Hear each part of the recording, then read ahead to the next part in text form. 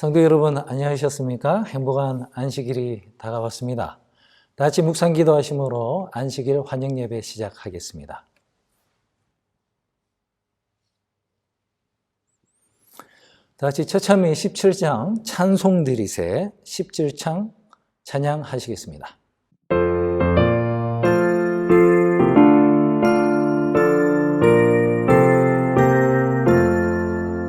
찬송 드리세 전에 가신 주께 날 위하여 독생 성자 주셨네. 구세주께 영광 돌려 할렐루야 아멘. 할렐루야 우리 주께 영광 돌리세. 찬송 드리세 우리 주 예수께 날 찾으사 구속하여 주셨네. 구세주께 영광 돌려 할렐루야 아멘. 할렐루야 우리 주께 영광 돌리세. 흠없는 제물 대신 어린 양께 영원토록 영광 돌려보내세. 구세주께 영광 돌려 할렐루야 아멘. 할렐루야 우리 주께 영광 돌리세. 성령 오셔서 나의 맘에 계셔 죄 벗기사 완전하게 하시네. 구세주께 영광 돌려 할렐루야 아멘. 할렐루야 우리 주께 영광 돌리세. 기도하겠습니다. 감사하신 아버지 하나님, 지난 일주일 동안 제 모든 교우님들 잘 지켜주시고 다시 한번 올해 거룩한 안식일 맞게 인도하시니 감사를 드립니다.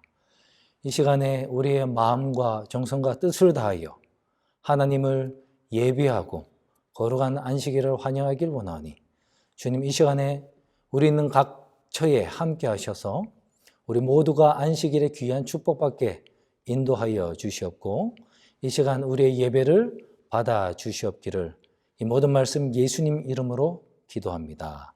아멘. 오늘 저는 먼저 한 특이한 분의 모습을 사진으로 보여드리고 설교를 좀 시작하고자 합니다. 사진을 보시면 자, 모든 것이 좀 풍성해 보이죠? 거실도 풍성하고 부엌도 풍성하고 침실도 아주 풍성합니다. 거라지는 어떨까요? 거라지도 아주 풍성해 보이지 않습니까? 제가 말로는 풍성하다고 했지만 모든 분들, 이 사진을 보신 분들은 다 같이 아유 지저분하다, 이 무슨 쓰레기장이 따로 없네 라는 생각이 드셨을 거예요. 이렇게 도무지 물건을 주고도 못 버리는 사람들, 계속 쌓아두기만 하고 정리도 못하는 이런 사람들을 이제 저장장애증이 걸린 사람이다 이렇게 부릅니다. 영어로는 호더라고 부르더군요. 호더. 그래서 여러분, 앞으로 제가 설교 시간 내내에 호더 이렇게 할 건데, 호더라는 말은 어떤 말이라고요? 물건을 주고도 못 버리겠다는 사람, 그런 사람을 호더라고 한다는 것을 아시고 이제 한번 들어보시면 좋겠습니다. 제가 보스턴에 있을 때 작은 미국 교회를 함께 담임하고 있었는데, 그러기 때문에 가끔 구도자가 있다는 연락을 북미 지회에서 듣게 됩니다. 이분들이 저희 교회에서 나온 매거진을 보시고 이 매거진을 계속 받기를 원하십니까? 라고 체크를 해서 보내면 북미주에서 그 사람의 주소를 보고 가장 가까이 있는 재림교회 목회자에게 연락을 주는 거예요. 그렇게 저한테 전화가 한번 왔었습니다. 제가 전화를 해봤더니 이분은 마리아라는 여자분이셨어요. 자기 얘기를 하는데 자기는 계속 아프고 어디도 아프고 지금은 거의 침대에서 누워서 지내고 있으며, 그렇기 때문에 남편이 자기에게 밥을 해줘야 되는데 남편이 자기를 사랑하지 않고 밥도 잘 안 해주고 막 이런 불평을 막 해요. 그리고 남편이 아이들에게도 말을 잘못해가지고 지금 자기 아들, 딸도 자기랑 사이가 굉장히 안 좋고 뭐 아무튼 모든 것이 남편 욕으로 처음부터 끝까지 시작되었습니다. 제가 한번 방문을 갈까요? 했더니 방문은 또 오지 말라고 합니다. 자기가 나아갈 수도 없고 방문은 됐대요. 기도만 해달래요. 그래서 가끔 서적도 보내드리고 뭐 미국 교회 교우님 한번 방문해봐라 해가지고 그분이 찾아가기도 하고 그랬었습니다. 그러다가 제가 보스턴을 떠나기 한 몇 달 전에 저에게 전화가 왔어요. 자기가 인근에 있는 뉴햄셔주로 이사를 가게 되었는데 남편이, 맨날 남편 욕한다고 그랬잖아요. 남편이 자기 짐을 안 싸준대요. 근데 자기는 힘이 없어서 자기 물건을 패킹을 할 수가 없으니까 누구 교우님들 중에 한 분을 보내서 이삿짐 싸는 거를 도와달라고 부탁을 했습니다. 제가 한번 떠나기 전에 방문을 한번 가보고 싶어서 제가 가겠다고 그랬습니다. 그날에 하필 비가 오는 날이었어요. 거기를 딱 찾아갔습니다. 들어가자마자 제가 발견한 것은 두 부부가 싸우고 있는 거예요. 또 싸움의 내용은 남편은 아내가 쓸데없는 물건이 너무 많다는 것입니다. 자기들이 지금 이사 갈 곳은 집이 더 작은 집이기 때문에 짐을 줄여야 하는데 이 아내는 정말 몇십 년 된 쓰지도 않는 짐을 계속 가져가야 된다고 우긴다는 것이고, 아내의 불만은 남편이 자기의 짐을 쓰레기 던지듯 지금 자기가 신던 모든 이 구두 상자들을 비가 오는데 지금 밖에 다 버려놨다는 식으로 얘기를 하는 거예요. 쉽게 말하면 남편은 버리고 가자, 아내는 못 버린다, 가져가야 된다, 이런 것이었습니다. 제가 이렇게 대충 정리를 시킨 다음에 내가 시간이 별로 없으니 내가 빨리 원래의 목적, 당신의 방을 정리하는 걸 도와드리겠습니다. 방으로 갑시다 해가지고 이제 2층 방으로 올라갔더니요, 문을 여는데 딱 여러분이 맨 처음에 보셨던 그 사진 있죠? 그 사진 그대로 그 방이 엉망진창이었습니다. 저는 처음에 이분이 오랫동안 누워 계셨다는 말씀을 했었기 때문에 잘 움직이지 못했으니까 이랬으려니 하고 생각을 했어요. 그런데 그게 아니었습니다. 정리를 하는데 제가 이 여자분에게 꼭 물어봐야 하는 거예요. 이거 버려도 됩니까? 제가 볼 때 그냥 쓰레기 같은데 그걸 다 물어봐야 돼요. 이거 버려도 됩니까? 이거 버려도 됩니까? 다 물어봐요. 그러면 여러분, 마리아 그분께서 저에게 뭐라고 대답을 하는지 아십니까? 거의 대부분은 그거 버리지 마세요. 다음에 제가 읽고 싶을 때가 있을 수 있잖아요. 그거 버리지 마세요. 다음에 필요할 때가 있을 것 같아요. 그거 버리지 마세요. 다 버리지 말라는 거예요. 그래서 제가 그렇게 일일이 물어보고 그 쓰레기 같은 물건들을 다 박스로 하는데 몇 박스 쌓아주지 못하고 제가 왔습니다. 제가 좀 극단적인 예를 들어드리긴 했지만 우리도 크고 작은 면에서 이런 호더의 어떤 모습이 있지 않을까요? 여러분 생각을 해보십시오. 여러분 가정에, 특별히 거라지에 가셔서 한번 보십시오. 지난 수십 년 동안 또는 수년 동안 단 한 번도 만져보지 아니한 물건, 그게 거기 있는지도 모르고 놔둔 물건이 얼마나 많습니까? 그렇다고 우리가 그걸 버리지도 않고 거라지 세일로 팔지도 않아요. 그렇다고 나눠주지도 않습니다. 이거 살 때 얼마 주고 샀는데 그냥 못 버려. 다음에 놔두면 또 쓸 일이 있겠지 하면서 가지고 있는 것이 얼마나 많습니까? 저도 그래요. 언젠가는 쓰겠지 하고 그냥 내버려 두는 것이 굉장히 많이 있습니다.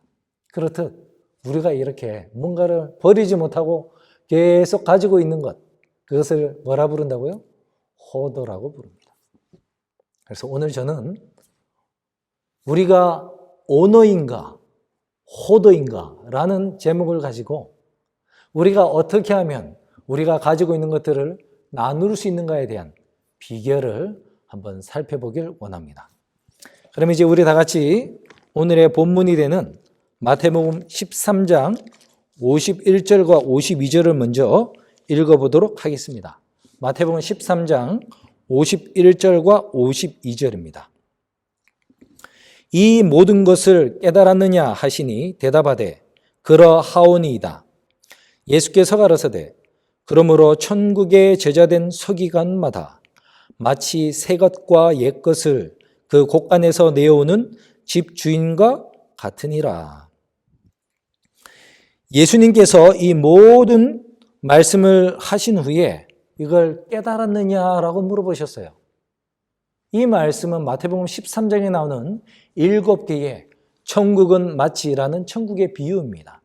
자, 여러분, 저와 함께 한 2달 동안 이 비유들을 살펴보셨는데 여러분은 다 깨달으셨습니까? 예라고 해야지 그 다음으로 넘어갈 수 있는 거예요. 깨달으셨습니까? 혹시나 모르시는 분들을 위해서 우리 간단하게 7개 비유를 요약 한번 해보도록 하겠습니다. 첫 번째 비유는 씨 뿌리는 자의 비유였습니다. 씨, 말씀은 똑같은데 그 말씀이 떨어지는 밭의 종류에 따라 식물의 성장과 수확이 달라지더라 라는 것을 배웠지요. 그래서 길과 같이 딱딱한 마음을 가지고 있는 사람은 곡괭이질을 해서라도 부드럽게 해야 되고 돌밭처럼 돌멩이가 가득 찬 사람은 돌멩이라는 이기심을 버려야 되고 세상에 대한 염려와 재리의 욕심과 기타 염려들로 가득 찬 가시덤불로 가득 찬 사람의 삶은 그것을 믿음으로 없애고 모두 다 옥토밭을 만들어야 한다. 그런 말씀이었습니다. 두 번째 비유는 가라지의 비유였어요. 원수인 사단이 이 교회에 의인처럼 보이는 자기 부하들을, 자기 백성들을 보냈어요. 그래서 이 교회 안에는 이 좀 가라지 같은 성도가 있을 수 있다는 것입니다. 가라지 같은 지도자, 목회자가 있을 수 있다는 거예요. 그런데 그 가라지를 뽑다가는 알곡의 뿌리도 상처가 입을 수 있으니 추수 때까지는 그냥 두어라. 그러니까 교회에 내가 좀, 저 목사님, 저 성도 가라지 같은데 라고 하면서 그분을 교회에서 내쫓으려고 하면 큰일 나니까 절대 그러지 말고 가라지가 있는 것을 염두에 두고 가라지까지도 우리가 감싸 안으면서 함께 추수 때까지 가는 건강한 교회가 되어야 한다. 그 말씀을 드렸었습니다. 세 번째는 겨자씨의 비유예요. 이 겨자씨의 비유는 제가 예전에 안식일 설교 시간에 얘기를 했기 때문에 제가 다루진 않았습니다. 작은 정말 겨자씨 하나가 싹이 나고 자라는 커다란 나무가 되듯이 우리가 적은 믿음 하나가 있어도 그 믿음이 자라나면 우리를 통해서 놀라운 일이 일어날 수 있다는 그런 희망의 말씀이었습니다. 그 다음 말씀은 누룩의 비유였어요. 누룩의 비유는 이 겨자씨의 비유와 일맥상통한 것입니다. 적은 누룩이 온 덩어리에 퍼집니다. 그리고 온 덩어리를 부풀게 만들어줘요. 그죠? 그렇듯 우리는 비록 연약하고 미약하나 성령께서 우리와 함께 하시면 성령으로 말미암아 우리 본성이 그리스도처럼 변화가 되고 능력을 입혀서 이렇게 크기가 부풀어 오르듯이 연약한 우리가 큰 능력으로 하나님의 사업을 이룰 수 있다는 그런 말씀이었습니다. 그 다음 말씀은 밭의 감추인 보화였어요. 그리고 그 다음 말씀은 귀한 진주를 찾아다니는 장사꾼의 비유였죠. 우리가 예수 그리스도를 위하여 아낄 것이 아무것도 없다는 것입니다. 모든 것을 포기하고 모든 것을 헌신하여 값진 보화가 되는 예수님을 사라는 것이었어요. 그리고 예수님께서는 우리를 이렇게 연약하고 죄악에 가득 찬 우리를 값진 진주로 여겨주시고 그분이 먼저 우리를 위하여 그분의 모든 것을 버리시고 그의 피로서 우리를 사주셨다. 그러니 그 진주를 구하는 장사꾼의 희생과 사랑을 생각하면서 우리도 이제는 예수 그리스도를 값진 진주로 여기고 우리의 모든 것을 드리도록 하자. 그런 말씀이었습니다. 그리고 마지막 7번째 비유는요. 제가 오늘 하진 않는데 그물의 비유입니다. 그물의 비유는 가라지의 비유와 동일하기 때문에 제가 생략을 하는 거예요. 그물을 이렇게 던집니다. 그렇죠? 그러면 거기에 우리가 먹을 수 있는 고기, 못 먹는 고기 이렇게 나눠 있을 거 아니에요. 그거를 다 분리하듯이 마지막 심판날에 가서 악인과 의인을 분리한다는 그런 말씀입니다. 자, 이렇게 7개의 천국의 비유를 우리가 이제 간단하게 요약을 했는데 이제 여러분 깨달으시겠습니까? 이해되시죠? 그러면은 이제 우리가 그 다음으로 넘어가는 것입니다. 52절에 예수께서 가라사대 그러므로 천국의 제자된 서기관마다 이 비유를 깨달은 사람들을 예수님은 천국의 제자가 된 서기관이라 부르셨어요. 서기관들이 누굽니까? 교법사, 율법사라고도 부릅니다. 율법을 강론해주고 설명해주는 그런 사람이에요. 좀 더 쉽게 친근한 말로 말씀드리면 랍비였습니다. 그리고 이 교법사, 서기관에 해당하는 사람들의 분파는 바리새인들이었어요. 그래서 서기관과 바리새인은 같은 사람들이에요. 그래서 예수님이 마태복음 23장에 화 있을정 바리새인들과 서기관들이요 이렇게 두 부류가 같이 등장하는 이유가 바로 거기에 있는 거예요. 그런데 이 서기관이 되기 위해서는요 유명한 랍비 밑에서 공부를 해야 합니다. 사도 바울은 사도행전에서 자기는 가말리엘의 문화생이었다고 설명을 해요. 그 당시 아주 유명했던 가말리엘이라는 이 교법사, 랍비 밑에서 수학한 문화생이라는 것입니다. 그렇게 지금으로 따지면 그 랍비 대학을 나와야 되는 거예요. 랍비 학교를 나와야지 이 교법사, 이 서기관이 될 수 있는데 지금 예수님께서 말씀하시는 너희가 서기관이라고 말씀하시는 이 제자들은 출신 성분이 어떻습니까? 그 중에 단 한 사람이라도 유명한 랍비 밑에서 공부를 한 사람이 있었습니까? 없었어요. 다 정규적인 이 학문을 밟지 못했던 어부들, 세리들, 귀신 들렸던 사람들, 이런 사람들, 그런 사람들을 모아놓고 예수님께서 뭐라 그래요? 너희가 바로 천국의 제자된 랍비들이다. 이런 얘기를 해주신 거예요. 여러분, 가말리엘이 아무리 위대한 랍비라 할지라도 그 외에 다른 어떤 유명한 랍비가 있었다 할지라도 예수님보다 위대한 랍비가 있을 수 있겠습니까? 그 랍비들은 다 잘못된 왜곡된 필터와 프리즘을 가지고 성경을 바라봤어요. 유대인만이 선민이다라는 이상한 선민의식이라는 필터를 가지고 성경을 바라봤습니다. 예수님의 영광의 왕국, 재림 때에 해당하는 그 필터를 가지고 예수님 초림을 바라봤어요. 그러니까 모든 것이 엉망이었어요. 그들은 예수님을 바라보면서 구원을 볼 수 없었습니다. 그러니 그들이 아무리 자기들 스스로 PhD니 이렇게 떠들어도 거기는 진리가 없고 생명이 없는 거예요. 하지만 예수님의 제자들은 세상적인 학문의 디그리는 받을 수 없었겠지만 그들은 그 누구보다 뛰어나신 온 우주를 만들고 인간을 창조하시고 모든 세상의 원칙을 깨달아 하시는 그 원칙을 만드신 디자이너, 창조주께서 직접 오셔서 가르쳐 주신 분이니 그 강의를 듣고 생활했던 사람들이니 그 세상에 어떤 유명한 랍비보다 뛰어난 랍비가 될 수 있었던 것입니다. 그래서 여러분, 혹시 여러분들 가운데 자라나실 때 6.25 동란이나 가난해서나 여러 가지 이런저런 이유로 학문의 교육을 제대로 받지 못하신 분들이 계실 수 있습니다. 그런 분들에게 오늘 제가 좋은 디그리를 하나 소개를 하겠습니다. 그게 뭐라고요? 어느 학위가 있으십니까? 이런 물으시면 앞으로 이렇게 대답해 주십시오. 저는 서기관이라는 디그리가 있습니다. 서기관이고 석사입니까? 이러면 궁금하십니까? 말씀 한번 배워보시겠습니까? 이러면서 여러분이 천국의 학문을 가르쳐 줄 수 있는 그런 서기관들이 되면 참 좋겠습니다. 자, 그런 이유에 이제 본격적으로 얘기가 나온 거. 비유는 아직 시작되지 않았어요. 자, 너희는 천국의 제자된 서기관인데 하면서 이제 비유가 나오는 거예요. 자, 그러므로 천국의 제자된 서기관마다 이제 나옵니다. 마치가 이제 나오죠. 새 것과 옛 것을 그 곳간에서 내어오는 집주인과 같으니라 했습니다. 새 것과 옛 것을 그 곳간에서 내어오는 집주인과 같다. 즉 핵심은 집주인과 같다는 거예요. 근데 그 집주인은 뭐 하는 집주인? 자기의 곳간에서 새 것과 옛 것을 가져온다는 거예요. 가져오는 이유는 나눠주기 위해서 가져온다는 것입니다. 자, 먼저 이 곳간이라는 단어를 좀 살펴봐야 됩니다. 이 번역이 조금 문제가 있다고 생각되는데, 이 원어로 보시면 이 곳간이 여러분 생각하시는 뭐 창고, 커다란 창고가 있는 그런 걸 말하지 않아요. 여기서 사용된 곳간은 보물함, 보물상자라는 단어예요.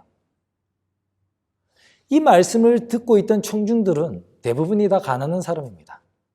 물론 부자들은 우리가 생각하는 커다란 스토리지, 이 곳간이 있었겠지만 대부분의 가난한 사람들은 집이 굉장히 작았습니다.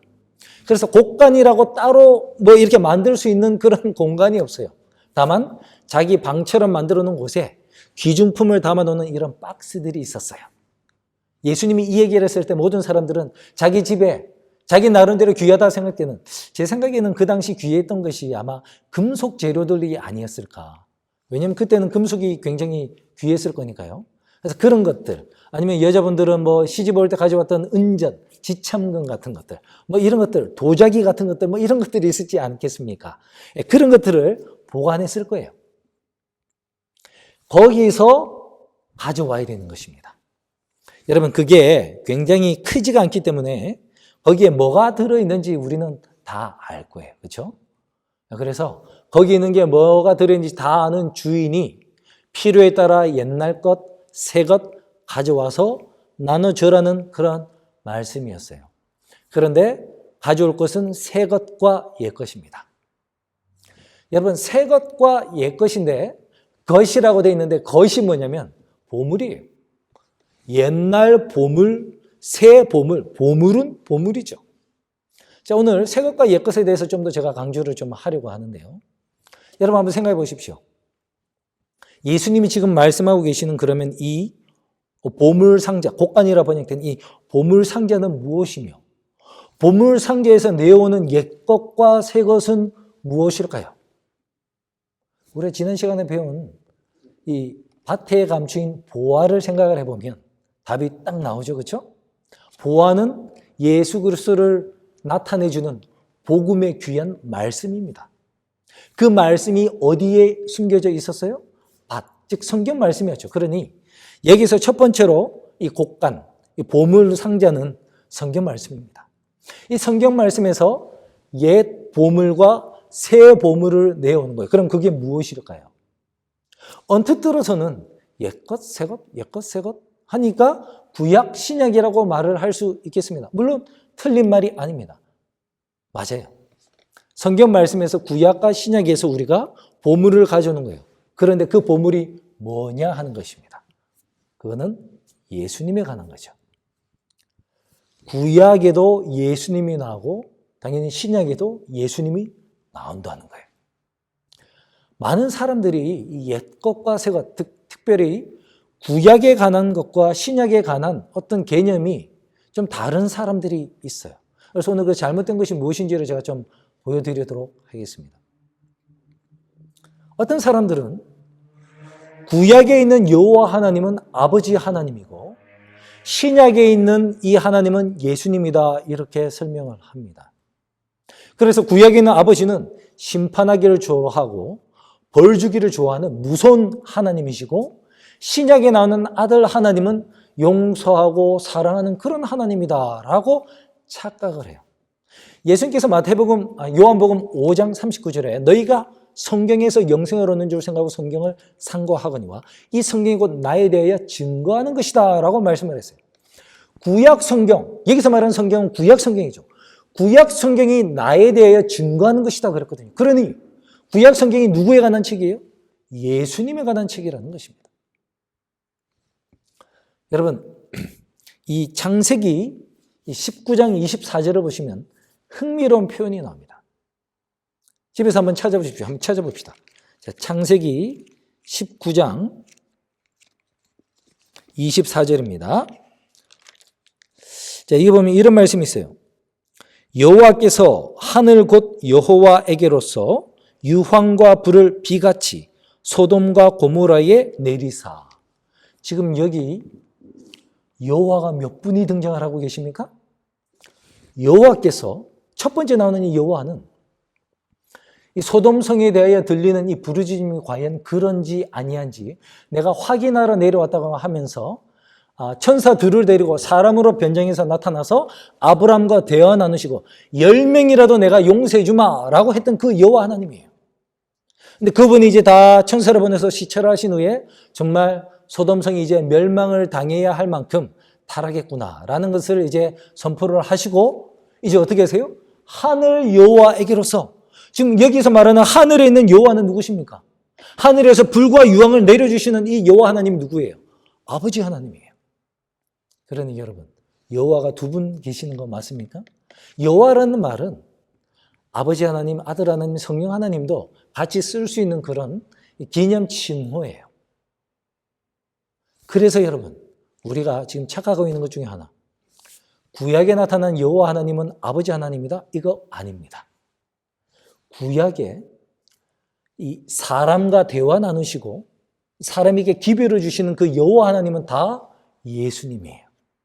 아브라함에게 나타나시고 이삭에게 나타나시고 야곱에게 나타나셨던, 모세에게 가시 떨기 불 가운데서 나타나셨던 하나님, 이 시내산에서 율법을 반포하신 하나님, 불 구름 기둥에서 함께 계셨던 하나님, 그 여호와 하나님, 이 다윗이 여호와는 나의 목자시니라고 했던 그 하나님, 이사야가 그분은 시작과 끝이라 전능하신 하나님이라는 그 하나님이, 그 여호와 하나님이 바로 예수 그리스도이십니다.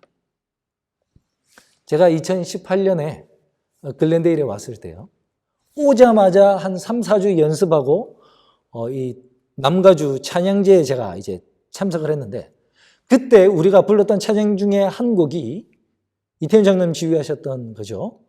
주님이라는 찬양이 있었어요. 주님은 다윗 자손, 기억나십니까? 빛나는 새벽별, 뭐 이런 거 있었어요. 근데 그 제목을 우리가 주님이라고 했는데 그 원제목은 I am이라는 말이에요. I am이라는 말은 예수님께서, 하나님께서 나는 스스로 있는 자다라는 말이 I am이에요. 그래서 I am이란 말은 여호와 하나님을 나타내는 이름입니다. 야훼라는 말이 I am이라는 말이에요. 근데 그 표현을 예수님께서 그대로 쓰셨어요. 아브라함이 있기 전에 내가 있느냐. Before Abraham was, I am. 이렇게 하시면서 내가 바로 그 여호와 하나님이라는 걸 나타내셨어요. 그래서 우리가 그 주님이라는 찬양이 나오는 모든 다사들이 원래는 주님은 이게 아니라 나는 다윗 자손, 나는 빛나는 새벽별, 나는 유대의 왕, 나는 시작과 끝, 이런 식으로 가사가 되어 있습니다. 구약의 여호와 하나님께 쓰였던 모든 칭호들이 신약의 예수님께 그대로 사용되는 것을 우리가 볼 수 있어요. 그래서 여러분, 구약의 보화, 여호와 하나님은 예수시고 신약의 예수님도 예수님이시니까 옛 것이나 새 것이나 둘 다 예수 그리스도로 똑같은 거예요. 여기에 굉장히 중요한 진리가 있습니다. 우리는 옛 것, 새 것 하니까 착각해서 두 개가 다른 걸로 생각하는데, 옛 것이나 새 것이나 보화는 보화다. 그 보화는 예수 그리스도로 동일하다는 거예요. 자, 그런 관점으로 우리가 구약과 신약을 바라봐야 돼요. 또 하나 오해하는 것이 이런 게 있죠. 구약은 율법이고 신약은 복음이다. 구약에는 제사제도, 다 율법이죠. 성소제도 다 율법이에요. 그리고 신약에는 그게 다 없어지고 예수님을 믿는 믿음으로 우리가 복음이다. 그것도 착각이에요. 왜 착각인가? 여러분, 많은 구약 학자들이 율법이 많이 기록되어 있는 레위기서를 보고 뭐라고 하는지 아십니까? 구약의 사복음서라고 부릅니다. 왜냐하면 레위기에 있는 모든 율법의 규례들에 예수님이 그대로 있거든요. 여러분 생각해 보십시오. 성소의 휘장도 예수님, 번제단에 있는 양도 예수님, 분향단에 있는 것도 다 예수님을 상징하고, 떡상 법계 예수님을 상징하지 않는 게 없어요. 율법의 디테일이 있는데 그게 다 예수님을 표상하기 때문에 거기에 이미 예수님이 있다는 것입니다. 제가 아는 구약학 교수님 하시는 분이 저에게 책을 주셨는데 그 책 제목이 창세기에 나타난 복음이라는 거예요. 여러분, 구약에 복음이 있어요. 누가 율법에 복음이 없다고 얘기를 하고 있습니까? 율법이 복음이에요. 신약에서는 이걸 어떻게 설명하냐면 갈라디아서요. 이제 로마서와 갈라디아서 설명을 조합하면 이렇습니다. 율법은 우리를 죽이는 거예요. 우리를 정죄를 해요. 상처를 딱 받으면 우리가 그를 힐링을 받기 위해서 누구를 찾아요? 중보자를 찾아요. 그래서 율법은 우리를 예수님께로 인도하는 몽학선생이 됩니다. 그러면 예수님에게 이른 이 죄인은 예수님 십자가의 사랑을 통하여 정말 변화가 되는데, 그때 변화가 어떤 변화가 일어나냐면 성령으로 말미암아 그 죄인의 마음과 생각에 하나님의 율법이 기록이 되어서 이 사람이 율법과 일치하는 삶을 사는 사람이 되는 거예요. 이전에는 육신이 연약해서 할 수 없는 그 일을 성령으로 말미암아 이제는 이룰 수 있게 하는 거예요. 그래서 율법을 이룬 사람, 그 사람을 율법 아래 있지 않고 은혜 아래 있다고 부르는 거예요. 그렇기 때문에 여러분, 율법이 복음이에요. 복음은 율법으로 드러난 것입니다. 두 개가 다른 게 아니라 두 개가 같은 거예요. 자, 또 하나, 구약은 행함으로 말미암는 구약에 살았던 사람들은 제사를 지냄으로 행함으로 말미암는 의를 이루었고, 신약 시대에는 믿음으로 말미암는 의를 이루었다라고 또 착각을 합니다. 여러분, 성경에 믿음으로 말미암는 의라는 단어가 가장 먼저 등장하는 곳이 어디일까요? 로마서겠습니까? 갈라디아서일까요? 아니에요. 창세기 15장 6절입니다. 창세기 15장 6절에 아브라함이 여호와를 믿으니 이를 그의 의로 여기시고라는 표현이 나와요. 여러분, 히브리서 11장에 뭐라고 나옵니까? 믿음으로 아브라함은, 믿음으로 사라는, 믿음으로 모세는 다 믿음으로 하잖아요. 그 사람들의 행함으로 구원받은 게 아니에요. 제사 제도를 드린 이유는 예수님이 아직 안 왔으니까 예수님을 표상하는 제사 제도를 드릴 수밖에 없었죠. 우리가 제사 제도를 드리지 않는 것은 예수님이 왔으니까 안 드릴 뿐이죠. 그들이 제사라는 순종을 하면서 그들은 이 희생양을 통해서 오실 예수님을 바라보고 믿음으로 그들은 모두 다 구원을 받았던 거예요. 신약의 야고보서에서는 무엇이라 얘기를 합니까? 이러보건대 믿음은 행함으로 완전케 되었다. 행함이 없는 믿음은 죽은 것이다 라고 얘기를 하고 있지 않습니까? 그래서 행함과 믿음은요, 동전의 양면과 같이 똑같은 거예요. 자, 이렇게 정말 똑같은 것들인데 우리가 자꾸 옛것, 새것, 구약, 신약, 율법, 복음, 행함, 믿음 이런 식으로 나누는 이유는 물론 사탄의 관계인데, 그 관계가 무엇으로 나타나냐면 우리가 지금 이 학문체계에 갇혀 있는 이 약간 그리스식, 헬라식 이 학습 방법 때문에 그렇다고 생각이 됩니다. 그리스에서는 이원론, 물질세계 이 모든 것을 두 가지로 나누는 그런 이제 학문체계를 갖췄어요. 우리가 잘 아는 이 몸과 영혼이 두 개가 있는데 나중에 분리된다는 이런 사상도 그것입니다. 거기에 빠져 있다 보니까 이게 이해가 안 되는 거예요. 성경은, 자, 예를 들면 이런 거, 예를 드는 거예요. 헬라식 사상은 1 플러스 1은 뭐예요? 2입니다. 2. 우리는 그 사상이 지금 많이 빠져 있죠. 그런데 이 구약 성경, 이 히브리식 사상은 1 더하기 1이 1이라는 거예요. 1이 될 수 있다는 것이 바로 히브리 사상이에요. 예를 한번 들어보겠습니다. 예수님은 이 땅에 100% 사람으로 오셨다. 동시에 예수님은 이 땅에 100% 신이셨다. 이게 우리가 칼게돈에서 내린 예수님에 대한 정의입니다. 그런데 이게 그리스식으로는 이렇게 말을 해야 돼요. 아니, 예수님이 100% 사람으로 왔다면 더 이상 하나님이 될 수 없지. 예수님이 100% 신으로 왔다면 예수님이 더 이상 사람일 수가 없지. 그게 말이 되려면 헬라식으로는 예수님으로 오신 것 50%, 신성 50%, 그래서 더해서 100%. 그래서 예수님은 반반이었다. 이렇게 말을 해야 되는데 그게 아니라고. 반반은 아니다 말입니다. 아니, 그러면은 예수님이 100% 사람이고 예수님 100% 신이면 합치면 200% 아닙니까? 헬라식은 이거란 말이에요. 그런데 히브리식은 예수님이 100%, 신 100%, 예수님은 그냥 100%야. 이게 되는 거예요. 자, 하나 더 드릴게요. 하나님은 몇 분이 계십니까? 아까 제가 보여드렸잖아요. 창세기 19장 24절 보시면 두 분의 여호와 하나님 등장하시잖아요. 신약에 와서는 성령의 사역까지 합쳐지니까 아버지와 아들과 성령의 이름으로 침 내려주라 하니까 하나님 몇 분 계신 것 같아요? 3위가 계시니까 몇 분? 헬라식이라면 세 분이라고 해야 되는 거예요. 그런데 히브리식은 뭐라고 합니까? 신명기 6장 4절에 뭐라 그러세요? 이스라엘아 들으라. 우리 하나님이 여호와는 오직 하나이신 하나님이시라. 세 분이라 하지 않았어요. 창세기에 우리가 우리의 형상으로 복수 개념이 분명히 있지만 세 분이라 하지 않고 하나인데 이렇게 하는 거예요. 이게 히브리식이라고요. 이게 이런 식으로도 나옵니다. 자, 출애굽기에 보면 성경에는 이 바로가 마음을 강팍해 했다라는 표현과 하나님이 바로의 마음을 강팍해 하사라는 표현이 두 개가 서로 다른 표현이 두 개가 등장을 해요. 그러니까 사람들이 헷갈려요. 아니 어디서는 하나님이 강팍해 했다 해놓고는 어디서는 바로가 강팍해 했다. 이게 뭐가 맞지? 근데 히브리 개념은요. 하나님이 강팍해 있어. 근데 여기 바로가 강팍해 했다며?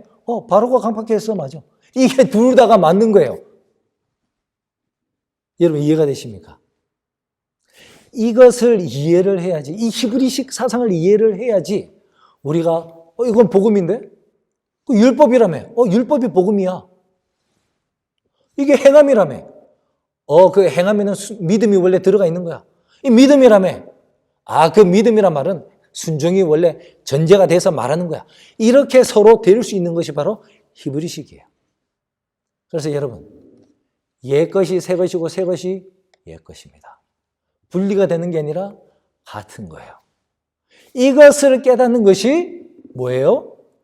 천국의 제자된 서기관입니다. 우리가 이걸 깨달아야 돼요. 이것이 복음이거든요. 우리가 그걸 깨달았으면 이제 어떻게 합니까? 여기서 보시면 곡간에서 내어온다라고 나옵니다. 이 내어온다는 단어도 조금 번역이 좀 직설적이었으면 좋겠습니다. 직접적인 단어는 이게 ekballo라는 단어가 사용됐어요.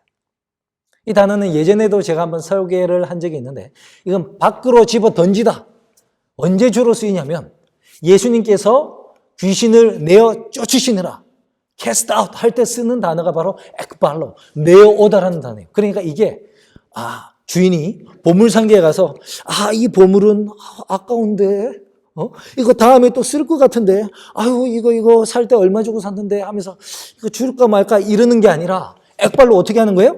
막 집어 던지는 거예요. 막 이렇게 내어 던진다는 것입니다. 보물을 막 내어 던지는 게 이 내어오다라는 단어로 쓰인 거예요. 여러분 혹시 그 가난한 나라 정말 기근이나 지진이 일어나고 가뭄이 일어나고 그다음에 전쟁으로 레퓨지 된 캠프들 거기에 유엔에서 구호품을 보낼 때 어떻게 막 나누는지 혹시 보신 적 있으십니까?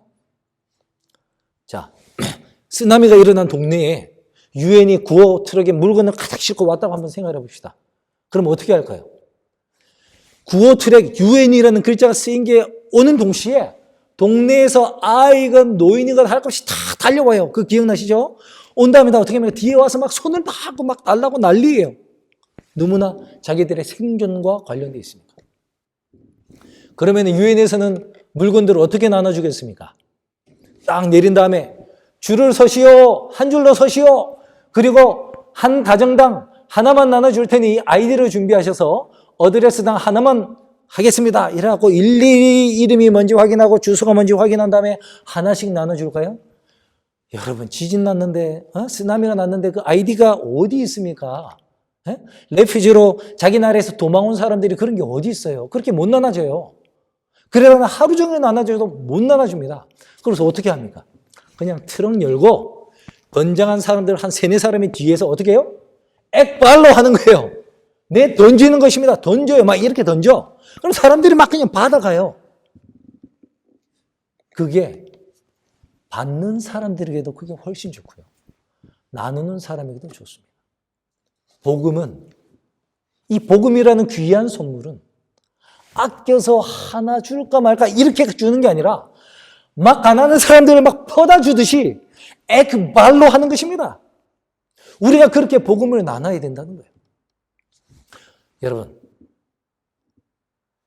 여러분이 비즈니스맨이, 여러분이 어떤 제조업을 가지고 있다고 한번 생각해 봅시다. 그럼 반드시 필요한 게 뭐냐면 그 물건들을 보관할 수 있는 스토리지가 필요하죠. 웨어하우스가 큰 게 필요할 것입니다. 그 웨어하우스에 물건이 차곡 쌓이더니 이 문 앞에까지 가득 채워졌다고 생각해 보십시오. 이게 무엇을 의미합니까? 여러분 부자라는 거예요?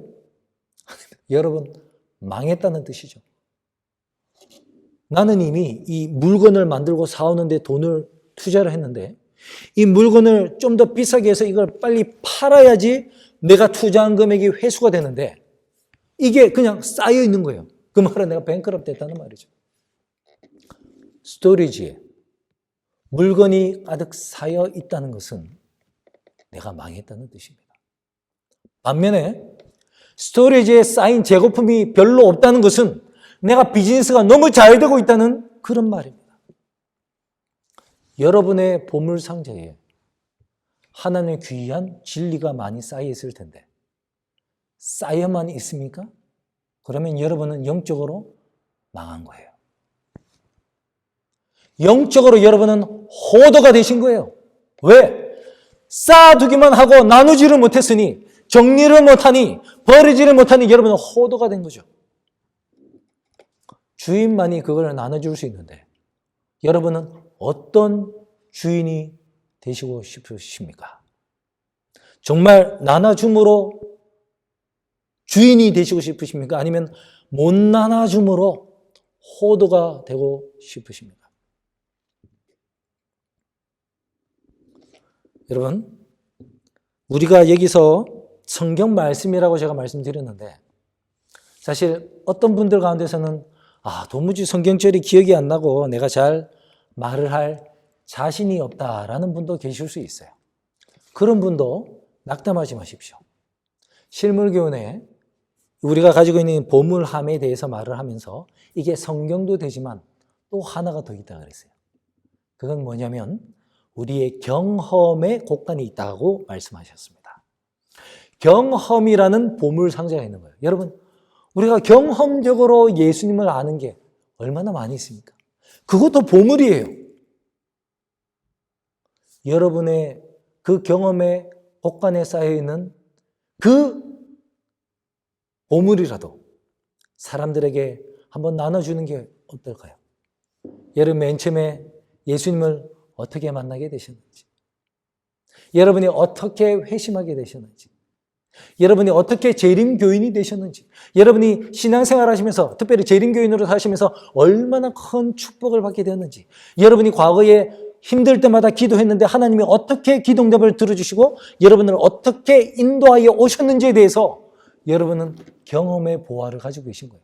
여러분, 사도 바울을 보십시오. 담에게서 예수님 만난 경험을, 그 내용을 사도행전에 그 실제적인 내용과 자기 테스트머니 2번에서 한 장에 똑같은 내용을 3번이나 얘기를 하고 있어요. 그도 끊임없이 자기의 경험의 보화에서 자기가 다메섹에서 어떻게 예수님을 만났는지, 예수님이 자기를 어떻게 만나주셨는지에 대한 설명을 여러 번 하였습니다. 그냥 기록만 2번 됐다는 거지 가는 곳마다 그 얘기를 했을 것 같아요. 여러분도 그거 할 수 있지 않습니까?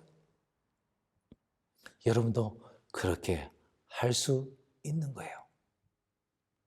여러분, 그렇게 우리가 성경 말씀이라는 보화 상자에서, 우리의 경험이라는 보화 상자에서 우리가 깨달은 말씀들, 우리가 얻은 그 진리의 경험들을 어떻게 해야 된다? 액발로 막 던져주고 퍼줘야 되는 거예요. 그렇게 하는 사람이 천국의 보화의 주인이고, 그렇게 하지 못하는 사람이 뭐라고요? 호더라고요. 그래서 여러분, 오늘 여러분이 다 말씀을 들으셨습니다. 여러분은 그러면 어떤 사람이 되시고 싶으십니까? 천국 보화의 주인이 되고 싶으십니까? 아니면 호더가 되고 싶으십니까?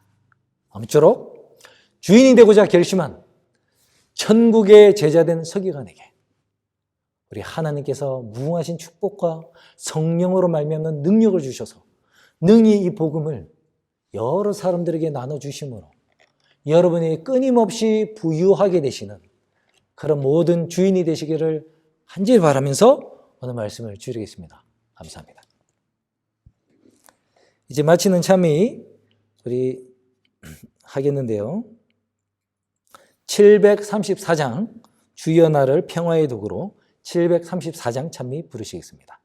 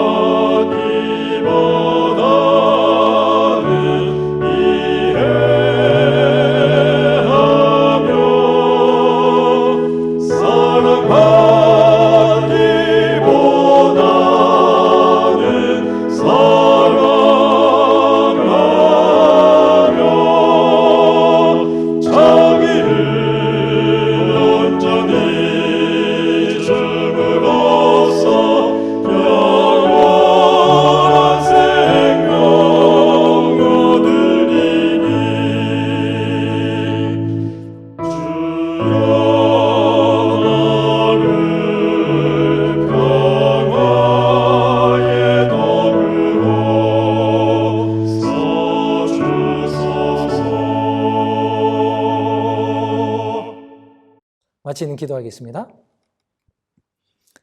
감사하신 아버지 하나님, 저에게 이런 귀한 보화를 깨달을 수 있도록 하심으로 말미암아 우리의 마음속 보화 상자에 이 진리들과 또 이 경험들이 가득 쌓일 수 있도록 도와주셨으니 감사를 드립니다. 아버지, 이 시간 우리가 고백합니다.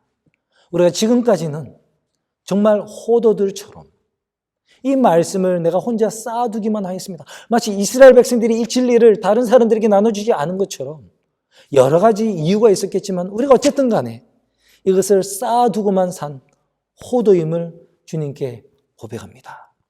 아버지, 하지만 오늘 말씀의 용기를 얻어서 이제 우리도 마음 깊숙이 쌓여있는 옛 보물과 새 보물들을 이제 인근의 이웃들에게 나누기를 원합니다.